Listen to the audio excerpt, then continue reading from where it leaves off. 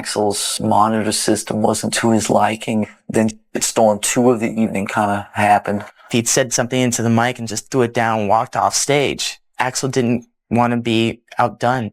And that's when all hell broke loose. Even the biggest band in heavy metal has enemies they won't share a stage with. Metallica has toured the world for decades, but not every band made the cut. Behind the scenes, clashes of ego, bad blood, and even musical differences shaped who they refused to tour with. Here are the 10 bands Metallica flat out rejected, and the reasons why. Guns N' Roses. On paper, a tour with Metallica seemed like a match made in rock heaven. 2 of the most influential, hard-hitting bands of the era, both capable of filling stadiums and commanding massive fan bases. Yet, despite a brief shared tour in 1992, the experience was so catastrophic that Metallica reportedly vowed never again. What should have been a legendary pairing instead turned into a cautionary tale about unpredictability, mismanagement, and sheer chaos. The trouble began almost immediately. During a show in Montreal, James Hetfield suffered serious burns from a pyrotechnics accident. The injury was significant enough to force Metallica to exit the tour early, leaving fans disappointed and creating logistical headaches. Hetfield's on-stage accident underscored the dangers of combining heavy metal performance with elaborate pyrotechnics, a staple of Metallica's live shows, but also highlighted how quickly a tour could spiral out of control when things went wrong. The problems didn't end there. Frontman Axl Rose, notorious for his unpredictable behavior and delays, compounded the chaos. Reports from the tour include late arrivals, sudden show cancellations, and a general lack of communication with venues and fans. One particularly infamous incident escalated into a riot, with audiences reacting violently to the canceled or delayed performances. For a band like Metallica, which had built its reputation on precision, professionalism, and reliability, this was more than frustrating. It was dangerous and damaging to their own brand. Lars Ulrich has been candid in interviews about the experience, calling the tour frustrating and emphasizing the importance of reliable partners when planning large-scale, high-stakes tours. While the musical styles of Metallica and Guns N' Roses could have complemented each other, Metallica's thrash and hard rock intensity pairing naturally with Guns N' Roses' gritty, swaggering riffs, the logistical and behavioral chaos rendered any potential benefits meaningless. The tour, rather than enhancing either band's reputation, became a lesson in risk management for Metallica. There's also a fan and cultural aspect to consider. Metallica had always prided themselves on creating immersive, high-energy experiences that emphasized connection, precision, and cathartic release. Guns N' Roses' unpredictability disrupted that formula. Fans who came for a tightly executed Metallica set were confronted with delays, cancellations, and uncertainty, which undermined the trust and loyalty the band had spent years cultivating. Creed. Next is Creed, the post-grunge giants who dominated rock radio in the late 90s and early 2000s. Hits like Higher, With Arms Wide Open, and My Sacrifice made Creed a household name almost overnight, propelling frontman Scott Stapp to arena-filling fame with his soaring, theatrical vocals. Meanwhile, Metallica was deep into the load and reload era, a period marked by experimentation, stylistic shifts, and plenty of controversy among fans. Despite both bands' prominence, a joint tour never materialized, and the reasons go beyond scheduling conflicts or personal drama. The primary factor appears to be musical philosophy. Metallica has always valued raw intensity, emotional depth, and authenticity. Their thrash metal roots, paired with their evolution into the melodic yet aggressive soundscapes of the load/reload period, reflected a band that thrived on grit, introspection, and a certain uncompromising seriousness. Creed, by contrast, epitomized what many saw as commercial post-grunge rock. Their emotional, Christian-leaning lyrics and Scott Stapp's dramatic, almost operatic delivery created a sonic experience that was polished, radio-friendly, and accessible. To Metallica, whose identity was built on edge and substance, this style felt fundamentally at odds with their own. Lars Ulrich has openly expressed frustration with bands that lean too heavily into commercialism, and Creed, for many observers, was the poster child of that critique. Their meteoric rise and consistent radio dominance made them emblematic of a younger, more mainstream audience, one that skewed heavily toward casual listeners rather than die-hard music fans. Metallica's fanbase, by contrast, was fiercely loyal, deeply invested in the band's artistry, and often critical of any perceived compromise or sellout tendencies. Pairing the two bands on the same tour could have risked alienating Metallica's core supporters, creating an awkward dynamic where audiences were split not just by musical taste, but by cultural and generational expectations. The Load era was already a controversial period for Metallica. The band's exploration of bluesy grooves, alternative rock influences, and a more polished production style had divided fans and critics alike. Adding a band like Creed into the mix would have magnified those tensions, introducing a mismatch of energy, philosophy, and lyrical tone. While both bands commanded arenas, the experience of attending a Metallica show versus a Creed show was fundamentally different. Metallica demanded visceral engagement, while Creed offered cathartic reflection and melodic theatrics. Nickelback. We land on Nickelback, the Canadian rock band that has somehow managed to be both wildly successful and widely ridiculed. Known for hits like How You Remind Me and Photograph, the band dominated early 2000s radio, selling millions of albums worldwide. And yet, despite their commercial success, a joint tour with Metallica was never on the table. While the band never outright said, "We won't tour with Nickelback," the reasoning becomes clear when you consider the cultural, musical, and reputational factors at play. First, there's the issue of image and artistic identity. By the early 2000s, Metallica was navigating a turbulent period. The release of Saint. Anger in 2003 received mixed reactions from fans and critics, with some questioning the band's direction. Yet, through it all, Metallica prided themselves on being gritty, uncompromising, and authentic, a band that had emerged from the thrash metal underground and earned their status through sheer skill, intensity, and raw emotion. Nickelback, by contrast, represented a polished, radio-friendly brand of rock. Their sound was safe, commercially appealing, and meticulously produced. To hardcore Metallica fans, Nickelback epitomized sellout rock, a style that prioritized broad marketability over risk or edge. Associating with them on tour could have been seen as a betrayal of Metallica's hard-earned credibility. Second, the musical mismatch was significant. Metallica's concerts have always been about energy, aggression, and immersion. Circle pits, fist-pumping anthems, and moments of cathartic release. Nickelback's arena-ready hits, while catchy, leaned toward the mainstream rock anthem and lacked the visceral intensity that defines a Metallica show. Pairing the two could have created jarring contrasts in audience expectations, leaving fans of both bands dissatisfied and generating awkward dynamics on stage. The cultural context further complicated matters. By the early 2000s, Nickelback had become a lightning rod for online jokes, memes, and derision.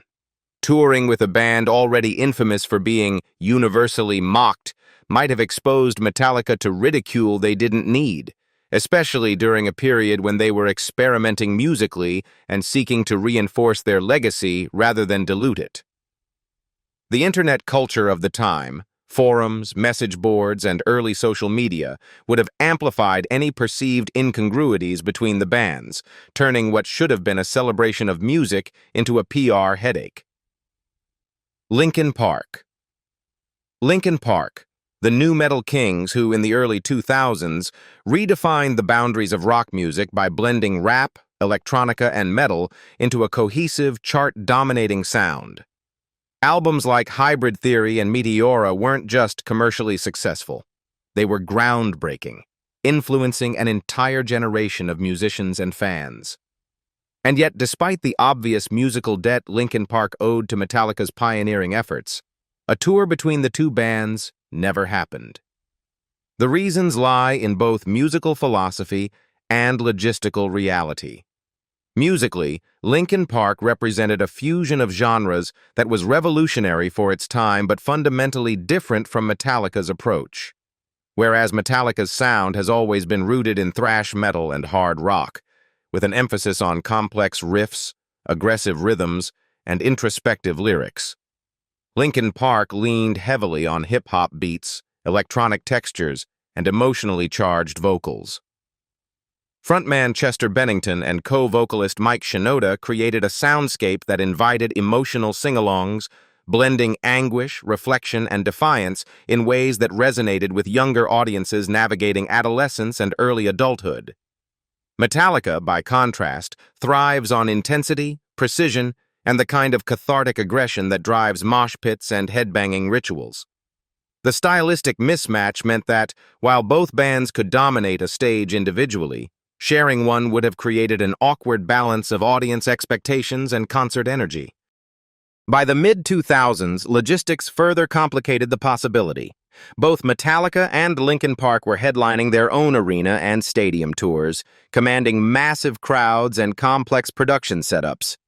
A co-headlining tour would have required careful alignment of stage design, set lengths, and fan experience. No small feat for bands with such different performance philosophies. Metallica's meticulously crafted shows, designed for impact and scale, contrasted with Linkin Park's multimedia-driven performances, which integrated visuals, samples, and hybrid instrumentation in a way that demanded its own stage environment. Despite never touring together, respect between the bands was clear. Chester Bennington often cited Metallica as a formative influence and, in various live performances, covered Metallica songs as tributes. These gestures underscored the admiration Linkin Park had for their predecessors, while highlighting the generational and stylistic divide that made a formal collaboration impractical. Kiss. On paper, pairing Metallica with Kiss might seem like a clash of generations that could draw massive audiences. But in reality, the two bands are philosophically worlds apart. Metallica built their reputation as the anti-glam band, deliberately cultivating an image of grit, authenticity, and uncompromising intensity. Touring with Kiss would have been a cultural and logistical nightmare, and it's no surprise the collaboration never happened. Metallica emerged from the early 80s Bay Area thrash scene with an ethos rooted in raw energy, technical skill, and dark introspection. Their performances were stripped down, aggressive, and focused on the music itself rather than spectacle. Kiss, in contrast, had built an empire on visual flair and theatricality. From the iconic makeup and costumes to flame-throwing guitars, exploding drum kits, and choreographed stage antics, Kiss embodied a brand of rock that was unapologetically campy, larger than life, and designed for spectacle over subtlety. For Metallica, whose audience thrived on the emotional intensity and authenticity of their music, this approach was fundamentally incompatible. Cultural alignment was another major issue. Metallica's fans, loyalists who had followed the band from its thrash roots through the global phenomenon of the Black Album, valued integrity and artistic seriousness. They came for a visceral, almost cathartic musical experience, not to witness glitter, smoke, and painted faces. Sharing a stage with Kiss could have diluted Metallica's carefully cultivated image, inviting criticism that they were compromising their authenticity for novelty or theatrics. The potential backlash from fans, combined with the risk of confusing their musical identity, made such a collaboration unappealing. There was also a logistical challenge. Kiss shows are meticulously choreographed productions, often involving elaborate props, pyrotechnics, and precise timing. Metallica, while known for their own powerful stage setups, favored a more intense and less gimmicky approach.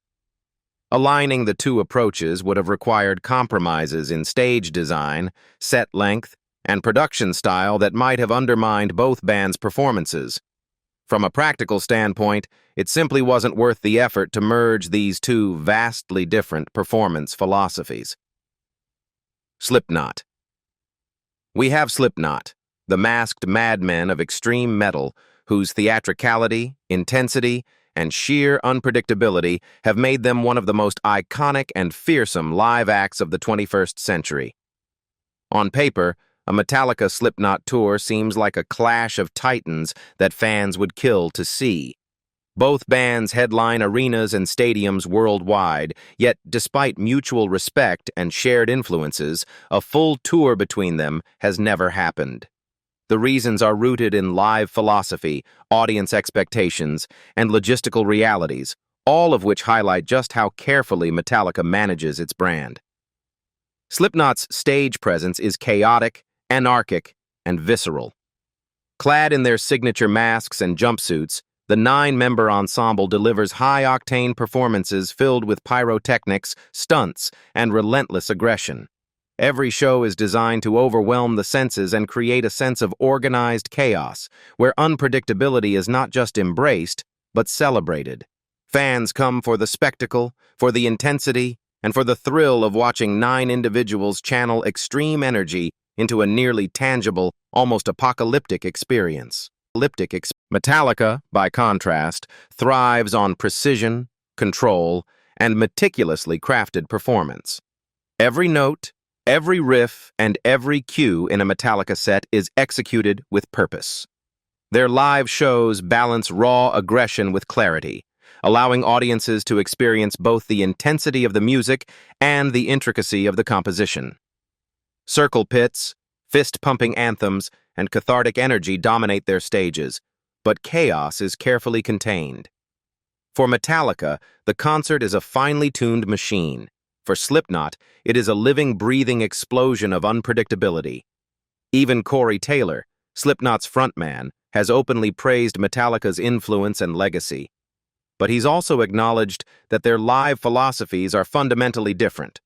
While both bands demand full commitment from their audiences, the ways they engage fans are almost opposites. One invites controlled intensity and participation, the other thrives on sheer, unrestrained mayhem. Combining these two approaches on a single tour would have posed enormous challenges, from coordinating stage setups to managing crowd energy. There are also practical and interpersonal considerations. Both bands have massive fan bases with distinct expectations. Metallica's loyal, thrash-oriented followers versus Slipknot's younger, nu metal-leaning crowd. Aligning these audiences could have been risky, with different tolerances for chaos, volume, and show pacing. Add in egos over billing order, set length, and creative control, and it becomes clear why a joint tour was unlikely.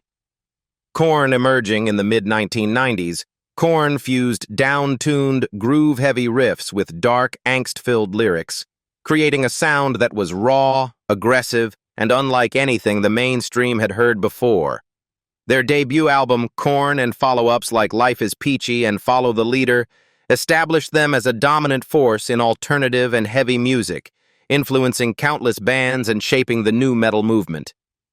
Despite this cultural and musical prominence, Korn and Metallica never embarked on a full-scale tour together, even though the two bands often shared festival lineups during that era.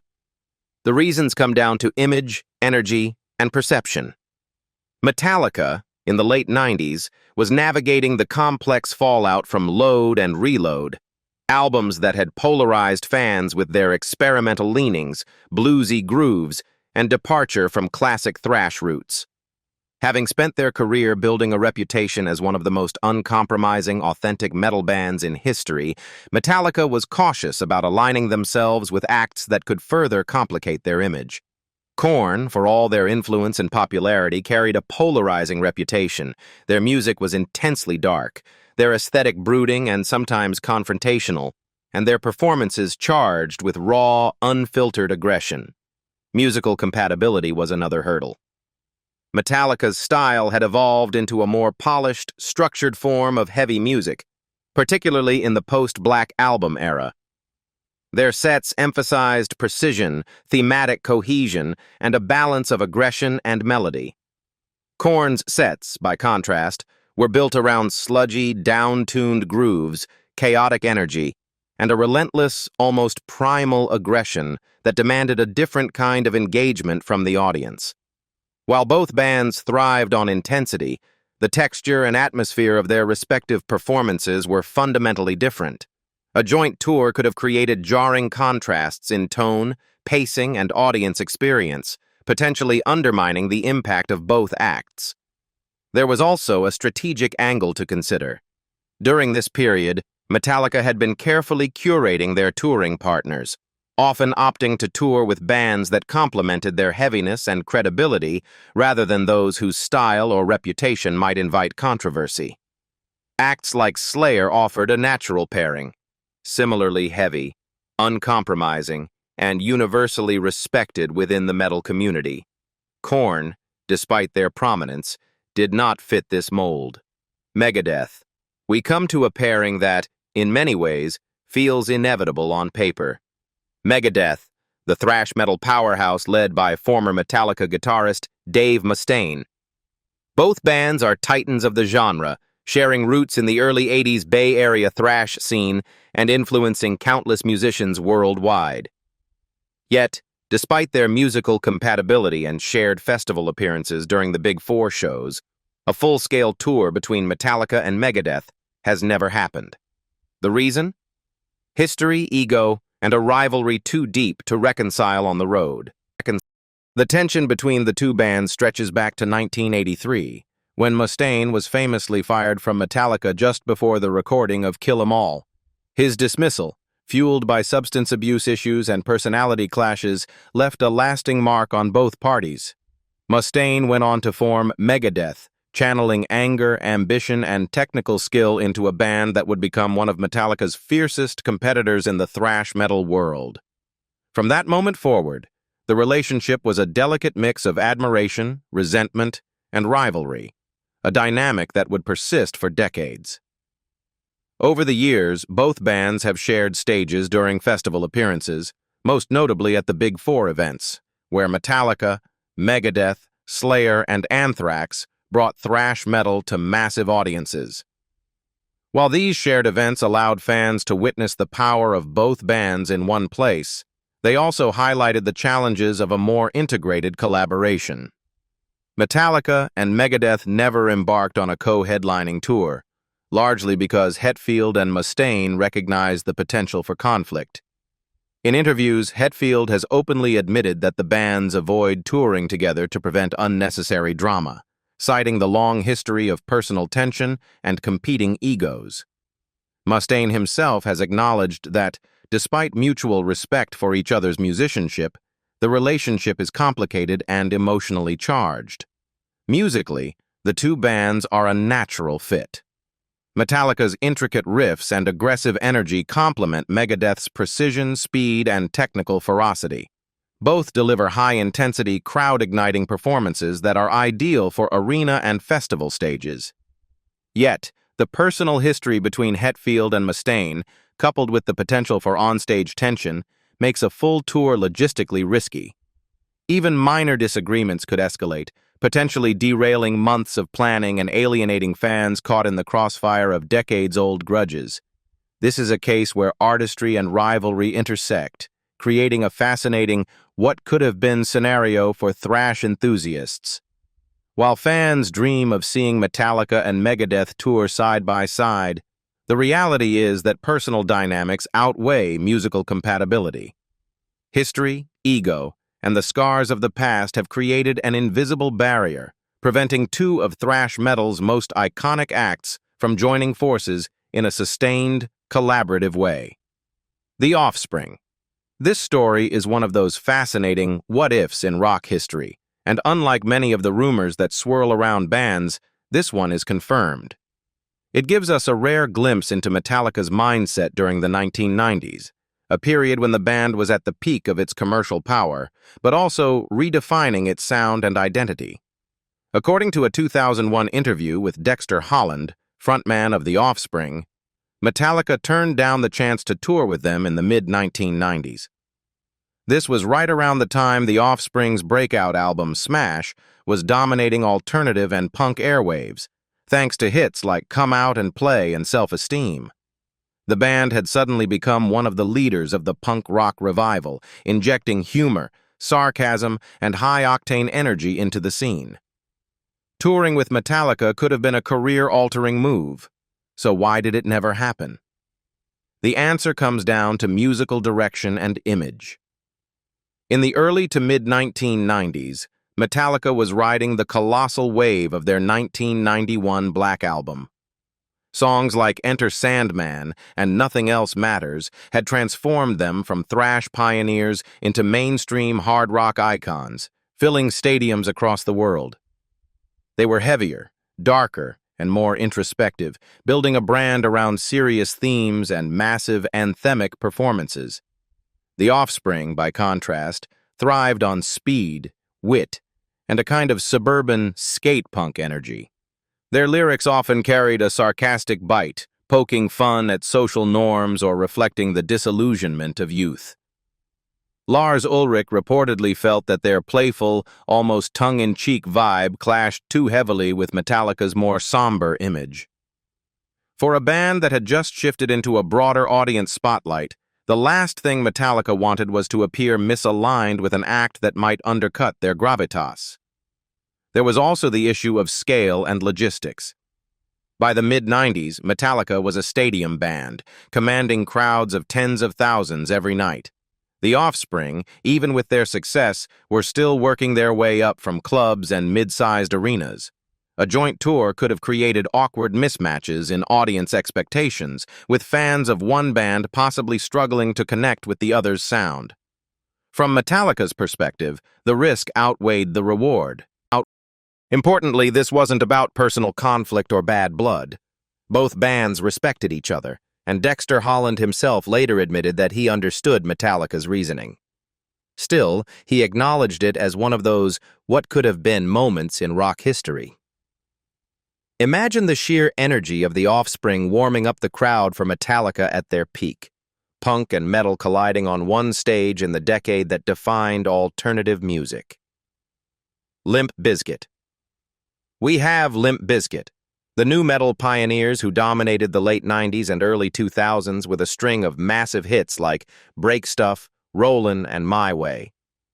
Their fusion of rap, rock, and aggressive energy helped define an era, appealing to a younger audience that craved both rebellion and spectacle. Despite their enormous popularity, however, a collaboration with Metallica never materialized, a decision that, while never fully confirmed, is strongly supported by the evidence and statements from the time. The first reason appears to be image and artistic philosophy. Metallica has always been a band built on authenticity, grit, and raw musical power. From their thrash roots in the early 80s to the monumental success of the Black Album, they cultivated an aura of seriousness and intensity. Limp Bizkit, by contrast, embodied a very different persona. Frontman Fred Durst leaned heavily into shock value, theatrics, and a kind of frat boy bravado that clashed with Metallica's no-nonsense reputation. While nu metal thrived on spectacle, Metallica prided itself on substance, musicianship, and lyrical introspection. In a 2003 interview, James Hetfield openly hinted at his skepticism toward the nu metal scene, noting that some bands seemed more focused on flashy performances than genuine artistic expression. While he never explicitly named Limp Bizkit, the context makes it easy to connect the dots. Metallica, having spent decades perfecting a meticulous, serious image, likely saw the nu metal craze as entertaining but ultimately incompatible with their brand. Another factor may have been Woodstock '99, an infamous festival where Limp Bizkit's performance was blamed, fairly or not, for sparking riots and chaos in the crowd. Fans rioted, fires broke out, and the event descended into a violent spectacle that received massive media coverage. Metallica, fresh off their ambitious S&M project with the San Francisco Symphony, were at a stage in their career where they were exploring artistic experimentation and broader musical horizons. Aligning themselves with a band linked to such mayhem would have risked tarnishing their image and distracting from the carefully curated narrative of the band at that time. What do you think about the bands that Metallica hates? Leave us your comments in the section below. We hope you have found this helpful video. Don't forget to leave a like, share, and subscribe to the channel if you like it. Thank you for watching this and see you in the next videos. Goodbye.